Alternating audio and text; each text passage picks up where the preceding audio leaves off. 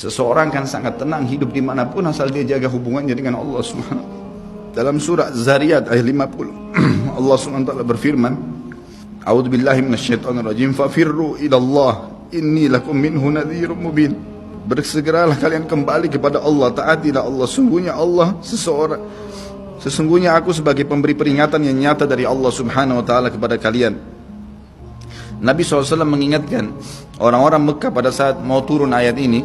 Beliau mengatakan, wahai orang-orang Quraisy, apakah kalau saya mengatakan bahwasanya di luar kota Mekah ini ada pasukan yang akan menyerang kalian, kalian akan percaya apa yang saya ucapkan?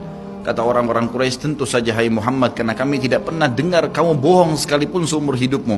Maka Nabi SAW segera menunggangi keadaan tersebut, mengatakan, wahai Quraisy, ketahuilah sesungguhnya saya utusan Allah dan di belakang saya ini ada azab yang menyedihkan. Jangan sampai kalian kufur.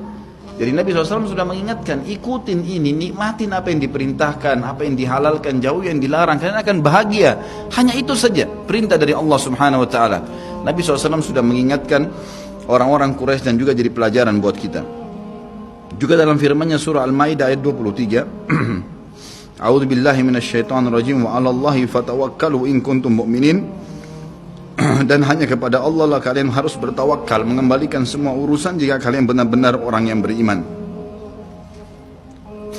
Sisi yang lain, seorang muslim juga harus melihat kepada kelemah lembutan Allah Subhanahu wa taala kepadanya di dalam setiap urusannya, melihat kepada kasih sayang Allah kepada dirinya dan seluruh makhluknya, lalu berkeinginan kuat untuk mendapatkan tambahan kelembutan dan kasih sayang itu, sehingga dirinya akan selalu merendahkan diri kepada Allah dengan kerendahan yang murni dan dengan doa, bertawassul kepadanya dengan perkataan yang baik dan amal soleh. Kalau kita lagi makan, syukuri, alhamdulillah.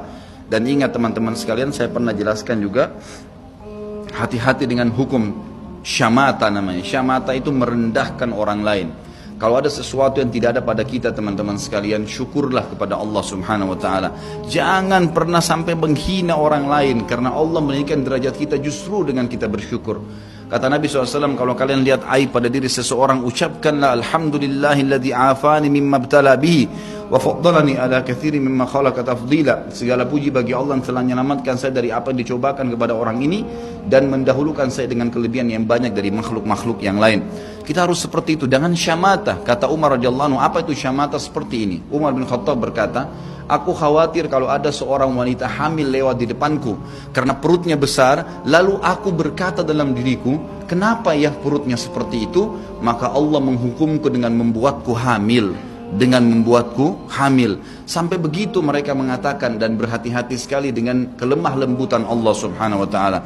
Allah lah yang telah membuat binatang yang ada binatang yang indah bulunya, yang bagus tampangnya, dan ada Allah juga ciptakan buruk di mata manusia untuk menunjukkan keajaiban dan kemahakuasaannya Allah.